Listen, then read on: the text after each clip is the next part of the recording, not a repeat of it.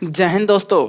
आज हम लोग शुरू करने वाले हैं क्लास 10th का इकोनॉमिक्स जो चैप्टर नंबर सेकेंड जो क्या है भारतीय अर्थव्यवस्था के क्षेत्रक। तो दोस्तों ये भारतीय अर्थव्यवस्था के क्षेत्रक के बारे में हम आपको पूरे डिटेल से पढ़ा चुके हैं। इसका 3 वीडियो है। फर्स्ट में हमने पढ़ाया आपको कि जो भारतीय अर्थव्यवस्था के जो मेन जो क्षेत्रक है जैसे हो गया प्राथमिक क्षेत्रक, द्वितीय क्षेत्रक और तृतीय क्षेत्रक। ये चीज़ हम आपको फर्स्ट वीडियो में बताया है और इसके सेकंड वीडियो में हमने भी स्टार्ट किया था निजी क्षेत्रक और सार्वजनिक क्षेत्रक के बारे में। और इसके और अंत में हमने गया था, उसके बाद हमने पढ़ाई किया था सार्वजनिक क्षेत्रक और निजी सार्वजनिक क्षेत्रक के बारे में हम अपने को पूरे अच्छे से पढ़ा चुके हैं दोस्तों। तो आज हम लोग क्या करने वाले हैं, तो आज हम लोग सिर्फ पढ़ेंगे इसका समरी, मतलब इसको हम लोग वन शॉट में इसका जो एक पाई चार्ट, एक चार्ट के फॉर्म में हम लोग इसको पढ़ने की कोशिश करेंगे दोस्तों, ठीक है। और क्या करेंगे हम लोग देखेंगे और एक टॉपिक हम लोग देखेंगे जो हम लोग का नरेगा है कि आखिर नरेगा शुरू किस तरह होता है। तो ये सारे टॉपिक को करते हुए आज हम लोग जो चैप्टर ख़त्म कर देंगे दोस्तों। अगर आप सोच रहे होंगे कि यो वीडियो सब हमें मिलेगा कहाँ से, तो दोस्तों वह जो सारे वीडियो है वो हमारे डिस्क्रिप्शन में दिए गए हैं, आप वहाँ से डायरेक्ट आप वीडियो देख सकते हो दोस्तों। उसमें इतने इम्पोर्टेंट और इतने अच्छे से बताया गया है जिसमें आपको पूरी अच्छी से समझ में आ चुकी है। उसमें पढ़ाया गया है कि प्राथमिक क्षेत्रक, द्वितीय क्षेत्रक और तृतीय क्षेत्रक में आखिर अंतर क्या है और इन तीनों क्षेत्र में हम लोग किस तरह निवेश करते हैं दोस्तों। ये सारे चीज़ आपको पॉइंट बाय पॉइंट और हर एक टॉपिक को क्लियर किया गया है। तो दोस्तों आज हम लोग सिर्फ और सिर्फ पढ़ने वाले हैं इसका समरी। तो हम लोग आखिर बता दें हम लोग क्या कर रहे हैं कि जो हम लोग क्लास 9 से जितना सारा इकोनॉमिक्स है और क्लास 9 से क्लास 12 तक की सारे इकोनॉमिक्स को पढ़ने की कोशिश कर रहे हैं दोस्तों, ठीक है। हमने शुरू किया था क्लास 9 की जो इकोनॉमिक्स है उसको हमने कवर कर चुका था और हम आगे बढ़ चुके हैं अब क्लास 10 के इकोनॉमिक्स के बारे में दोस्तों। और यह क्लास 10 का इकोनॉमिक्स का चैप्टर नंबर 2 है। जैसे ही यह खत्म होगा दोस्तों हम तुरंत स्टार्ट करेंगे क्लास 11 का इकोनॉमिक्स चैप्टर। उसके बाद क्लास 11 का खत्म होने के बाद हम लोग क्लास 12 स्टार्ट करेंगे, ठीक है। और जैसे ही ये सब खत्म होगा उसके बाद हम लोग क्या करेंगे क्लास 9 से लेकर के हर एक चैप्टर का हम लोग क्या करेंगे एमसीक्यूज पढ़ेंगे दोस्तों। हर एक चैप्टर का एमसीक्यूज पढ़ेंगे दोस्तों। हम आपको गारंटी देते हैं कि आपका जो इकोनॉमिक्स सब्जेक्ट है इसमें आपका कुछ भी क्वेश्चन मिस नहीं होगा दोस्तों। अगर आप हमारे चैनल्स के साथ हमारे वीडियो को प्रॉपर देखते रहे तो हम आपको गारंटी देंगे कि आपका एक भी क्वेश्चन मिस नहीं होगा दोस्तों, ठीक है। तो हमारे चैनल के साथ और हमारे साथ बने रहिएगा दोस्तों, ठीक है। तो चलिए हम लोग बिना किसी देरी का शुरू करते हैं इस चैप्टर के बारे में। तो दोस्तों हम आपको बताना चाहेंगे ये जो चैप्टर है भारतीय अर्थव्यवस्था के क्षेत्रक, यह बेसिकली हमारे जो भारत में जितने सारे हम लोग मतलब हम लोग काम कर रहे हैं या फिर हमारे जितने सारे हम लोग देखते हैं वो काम करते हैं प्रतिदिन डेली अपना दैनिक जीवन गुजारने के लिए कुछ ना कुछ काम करते हैं दोस्तों। तो यही जो काम करने का जो तरीका है या फिर ये काम करने का जो प्रोसेस है दोस्तों, यह कुछ क्षेत्रक में जुड़ा हुआ है कि हाँ कोई एक विशेष क्षेत्र मान के चलिए कोई अगर हल जोत कर अगर वो फसल का उत्पादन कर रहा है तो वो एक अलग क्षेत्रक में आ जाएगा। और कोई उस सामान को एक जगह से दूसरे जगह पहुंचा रहा है जैसे गाड़ी चलाना, फिर बहुत सारे वगैरह वगैरह जैसे सेवा प्रदान करना, तो वो सारे जो काम होते हैं दोस्तों वो एक अलग क्षेत्रक में चला जाता है। और इसमें और एक होता है, अगर फैक्ट्री देखे होंगे आप लोग, बड़ा बड़ा फैक्ट्री, साथ ही साथ बहुत से ऐसे कुटीर उद्योग जिसमें हम लोग गाँव में छोटे इलाकों में दिखाई देते हैं दोस्तों, तो वो सारे अलग क्षेत्रक में आ जाते हैं। तो हम लोग का जो ये जो चैप्टर है भारतीय अर्थव्यवस्था के क्षेत्रक, मतलब जो हमारा इकोनॉमिक्स को चलाने के लिए कुछ क्षेत्रक में बांटा गया है दोस्तों, कुछ क्षेत्रक में बांटा गया है। तो वो क्या क्या क्षेत्रक है दोस्तों, तो हम लोग पहले उस क्षेत्र को एक पाई चार्ट के थ्रू बनाते हैं दोस्तों, ठीक है। तो बने रहिएगा, ध्यान से देखिए। हम लोग क्या पढ़ रहे हैं भारतीय अर्थव्यवस्था के क्षेत्रक, तो हम लोग क्या पढ़ रहे हैं अर्थव्यवस्था के क्षेत्रक, अर्थव्यवस्था के क्षेत्रक, ठीक है। तो अर्थव्यवस्था के क्षेत्रक में आता है हमारा 3 सेक्टर। क्या क्या आएगा, पहला तो हो गया प्राथमिक, क्या क्षेत्रक आएगा, प्राथमिक क्षेत्रक। पहला क्षेत्रक क्या है, प्राथमिक क्षेत्रक। दूसरा है हमारा द्वितीय क्षेत्रक, द्वितीयक क्षेत्रक, दूसरा क्या है द्वितीयक क्षेत्रक, और तीसरा हमारा क्या है प्राथमिक क्षेत्रक, द्वितीय क्षेत्रक और तृतीयक क्षेत्रक। क्या है तृतीयक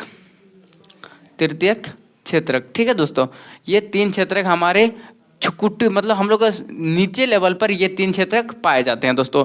ये जो तीन क्षेत्रक है यह प्रकृति के आधार पर ये तीन क्षेत्र को बांटा गया है। क्या क्या प्राथमिक क्षेत्रक, द्वितीय क्षेत्रक और तृतीय क्षेत्रक दोस्तों। ठीक है, ये सारे जो क्षेत्रक हैं हम आपको ये सारे क्षेत्रक पढ़ा चुके हैं दोस्तों। ठीक है, तो हम लोग क्या करेंगे बस इसका एक मोटा मोटी आइडिया पढ़ेंगे दोस्तों।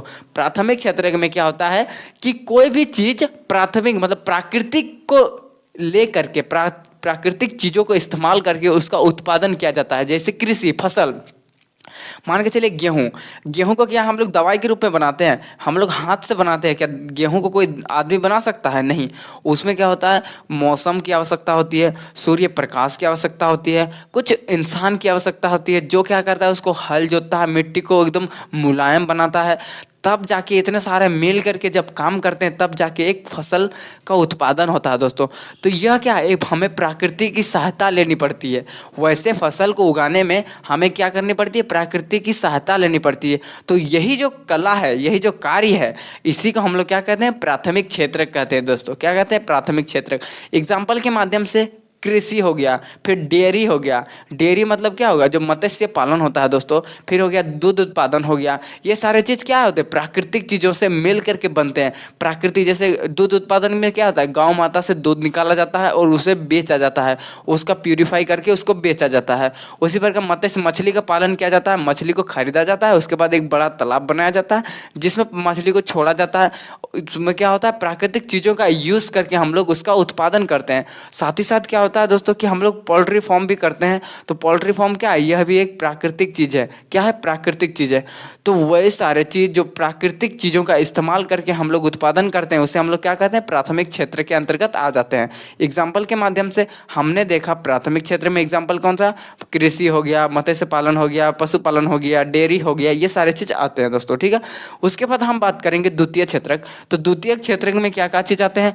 द्वितीय क्षेत्रक में क्या होता है जो प्राथमिक क्षेत्रक में जो चीज़ का उत्पादन हुआ है उसका क्या किया जाएगा यहाँ पर पहुँचा करके यहाँ इसका छेड़छाड़ करके मतलब इसमें कुछ और मैन्युफैक्चरिंग किया जाता है। मतलब इसमें कुल और मानव द्वारा कुछ निर्मित सामान मिला करके इसको और बेहतरीन बनाया जाता है।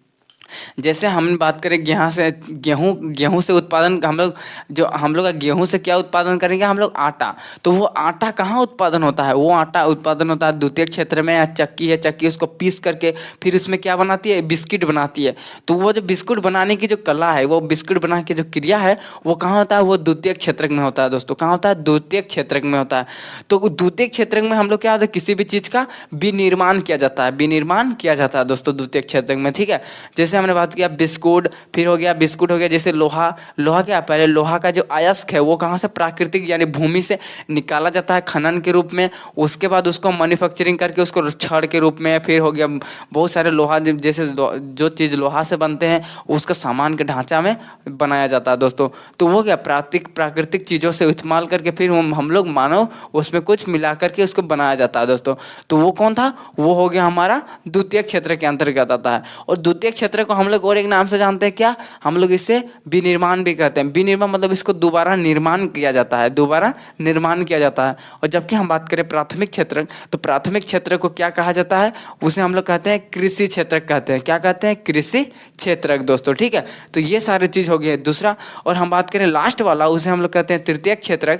तो तृतीय क्षेत्र में क्या आते हैं कि तृतीय क्षेत्र में जब क्या किया जाता है प्राथमिक यानी द्वितीय क्षेत्र में जो हम लोग का सामान बन के रेडी होता है और उस सामान को अगर मान के चलिए एक जगह से मार्केट में पहुंचाना है बेचने के लिए, तो उसमें किसका साधन करेंगे, उसमें हम लोग साधन करते हैं ट्रांसपोर्ट का। जैसे गाड़ी वाला हो गया, उसको भाड़ा में लेंगे, उसके बाद उसको बदले में हम लोग उसे पैसा देंगे, वो बदले में हमें सेवा देगा। सेवा किस रूप में देगा कि वो हमारे सामान को एक जगह से दूसरे जगह पहुँचाएगा। तो वो क्या हुआ, वो विनिर्माण हुआ दोस्तों। क्या हुआ, विनिर्माण। वो एक जगह से दूसरे जगह सामान को पहुँचाया, तो वही जो क्रिया हुआ उसे हम लोग क्या कहते हैं तृतीय क्षेत्र कहते हैं। क्या कहते हैं, तृतीय क्षेत्र। ठीक है, तो प्राथमिक क्षेत्र में हम कृषि क्षेत्र कहते हैं, द्वितीय क्षेत्र को हम लोग विनिर्माण क्षेत्र कहते हैं, और जो हमारा तृतीय क्षेत्र है उस क्षेत्र को हम लोग क्या कहते हैं, कृषि तृतीय क्षेत्र को हम लोग और किस नाम से जानते हैं दोस्तों? उसे हम लोग जानते हैं सेवा क्षेत्र के नाम से जानते हैं। क्या नाम से जानते हैं? सेवा क्षेत्र। ठीक है, तो आई होप दोस्तों आपको तीनों में क्लियर हो गया। अब हम बात करेंगे इसके नेक्स्ट में, और दो आता है संगठित क्षेत्रक और असंगठित क्षेत्रक। कौन कौन से? संगठित क्षेत्रक, असंगठित। लिख देते हैं, संगठित क्षेत्रक और एक होता है असंगठित क्षेत्रक दोस्तों। ठीक है, अब हम इन दोनों पे अंतर देख लेते हैं, संगठित क्षेत्रक और असंगठित क्षेत्रक हम किसे कहते हैं? देखिए, संगठित क्षेत्रक में क्या होता है, वे सारे क्षेत्रक जिसमें जो व्यक्ति काम करता है उसका जो वह व्यक्ति जो चुना जाता है वो सरकार द्वारा नियुक्ति किया जाता है। मतलब आप सिंपल भाषा में समझिए, जो व्यक्ति सरकारी नौकरी कर रहा है यानी सरकारी काम कर रहा है तो वह व्यक्ति कौन सा आ जाएगा? संगठित क्षेत्रक में। अगर आपको कहीं दिख गया कि कोई व्यक्ति अगर सरकारी नौकरी में है तो आप अगर कोई पूछ लिया बाबू ये कौन सा क्षेत्रक में आ जाएगा, तो वो क्या में आ जाएगा? संगठित क्षेत्रक में आ जाएगा दोस्तों। क्या होगा? संगठित क्षेत्रक में। और उसको क्या मिला जाता है? सरकार द्वारा कुछ सुविधाएं भी दी जाती है, साथ ही साथ सरकार उसमें बहुत प्रॉपर रूप में कुछ फिक्स समय के लिए वो काम भी कराती है। ठीक है, तो संगठित क्षेत्र में कुछ और मिला जाता है, मतलब उसको सुविधा मिला जाता है। लेकिन वही बात करें असंगठित क्षेत्र में, इसमें हम लोग कह सकते हैं कोई प्राइवेट काम पे करता है। जैसे कोई व्यक्ति छोटा सा दुकानदार में हेल्पर का काम कर रहा है, सामान पहुंचाना, इधर उधर पहुंचाना, वो सारा चीज़ का काम करता है, उसे हम लोग क्या कहते हैं? असंगठित क्षेत्र। उसमें क्या होता है, कोई भी समय का निर्धारित नहीं होता है। आप 10 बजे आ रहे हैं इधर, फिर रात में 10 बजे जा रहे हैं। कुछ काम किसी दिन बुला रहा है, किसी दिन नहीं बुला रहा है। किसी दिन अगर ज़्यादा काम है तो आपको ज़्यादा खटाएगा, जो अगर किसी दिन काम ही नहीं है तो आपको बुलावे नहीं करेगा, उस दिन पैसा भी नहीं देगा। लेकिन असंगठित क्षेत्र में वैसा नहीं है। उसमें अगर आपको अगर छुट्टी भी दिया जा रहा है तो उसके बदले में आपको उस पेंशन मिलता है, मतलब आपको उस दिन का पेमेंट बनता है। लेकिन असंगठित क्षेत्र में वैसा नहीं होता है। ठीक है, इसमें हम आपको दो एग्जाम्पल भी बताए हैं, वो हमारे वीडियो में, जो हमारे नेक्स्ट हम वीडियो में बनाए हैं वो आपको मिल जाएगा। तो ये सारे जो आपको इसका जो एकदम लॉन्ग पॉइंट टू पॉइंट कहाँ मिलेगा दोस्तों? वो मिलेगा हमारे वीडियो डिस्क्रिप्शन में एक लिंक दिया हुआ है। उस लिंक पे आप जैसे ही क्लिक करोगे आपको संगठित क्षेत्र और असंगठित क्षेत्र के बीच में एकदम पूरी अच्छे से अंतर समझ में आ जाएगा। वीडियो पूरी अच्छे से समझाया गया है दोस्तों, आप जाके उसको एक बार देख लीजिएगा। ठीक है, बस यहाँ हम लोग क्या करेंगे, उसका जो समरी है, मतलब उसका जो एकदम सारांश है, एकदम क्या कह रहा है उसको हम लोग समझते हुए चलेंगे दोस्तों। ठीक है, तो संगठित क्षेत्र में क्या होता है, जितने सारे व्यक्ति जो सरकारी काम में नियोजित हैं उसे हम लोग संगठित क्षेत्र का हिस्सा मानते हैं। और असंगठित क्षेत्र में तो जितने सारे व्यक्ति जो प्राइवेट काम कर रहे हैं तो उस व्यक्ति को हम लोग क्या कहते हैं? असंगठित क्षेत्र कहते हैं दोस्तों। ठीक है, तो ये था संगठित क्षेत्र, असंगठित क्षेत्र। टोटल हमने कितना क्षेत्र देखा? 5 क्षेत्र, इधर 3 और इधर 2। और 2 क्षेत्र आ जाता है दोस्तों हम लोग का सार्वजनिक और निजी क्षेत्र। क्या क्या आ जाता है? सार्वजनिक और निजी क्षेत्र। क्या आ जाता है? लिख से सार्वजनिक और निजी क्षेत्रक दोस्तों। ठीक है, देख लीजिए सार्वजनिक क्षेत्र में और निजी क्षेत्र में अंतर क्या है। देखिए, सार्वजनिक क्षेत्र हम वैसे सारे क्षेत्र जिसमें जो भी कार्य होगा या फिर जितने सारे सामान आते हैं वो सामान का देख रेख या फिर उस सामान पर जितना भी खर्चा होगा उस चीज़ पर वो कौन करेगी? एक सरकार करेगी। वो जो जितना सरकारी चीज़, जैसे आंगनबाड़ी हो गया, सरकारी स्कूल हो गया, या फिर सरकारी जैसे मान के चलिए कॉलेज हो गए, प्राइवेट जितने सारे हॉस्पिटल हो गए, तो ये सारे चीज़ क्या है? सरकारी क्षेत्र है। ये सारे चीज़ क्या है? सरकारी है। जैसे पंचायत हो गया, ये सारी चीज़ क्या हो गया? सरकारी है। क्या एक समाज का अधिकार होता है, हम भी जा सकते हैं, आप भी जा सकते हो, और हमारे जो समाज में जो व्यक्ति रहते हैं वो भी यूज़ कर सकता है वो सारे चीज़ का। तो वो सारी चीज़ किस क्षेत्र में आ जाते हैं? वो सार्वजनिक क्षेत्र में, मतलब सार्वजनिक है, मतलब सब चीज़ के लिए। आप लोग देहात का भाषा में नहीं बोलते ये तो सार्वजनिक का माल है, सबको यूज़ कर सकता है। ठीक है, तो वो सारे चीज़ जो सार्वजनिक होते हैं दोस्तों, जो इसका देखभाल कौन करती है? सरकार करती है। और वो सारे चीज़ का इस्तेमाल कौन करता है? हर व्यक्ति कर सकता है, समाज में जितना व्यक्ति है वो भी कर सकता है। और बात करें हम लोग निजी क्षेत्र में, तो निजी क्षेत्र में ऐसा नहीं है। यहाँ सिर्फ कोई भी अगर सामान है तो उस सामान का अगर सार्वजनिक क्षेत्र के अंतर्गत आता है तो वो सिर्फ एक ही व्यक्ति का उसका अधिकार है। जैसे मान के चलते हैं कोई कंपनी है, जैसे हम लोग एग्जांपल के माध्यम से लेंगे, किसी मोबाइल दुकान है और या फिर कोई मोबाइल कंपनी है, नोकिया है, सैमसंग है, तो उसका मालिक क्या, जो उसका मालिक है वही उतने सारे जो प्रोडक्शन है, उतना सारा सामान है, उतना सारा जो खर्चा आता है वो कौन देखता है, सिर्फ एक ही मालिक देखता है।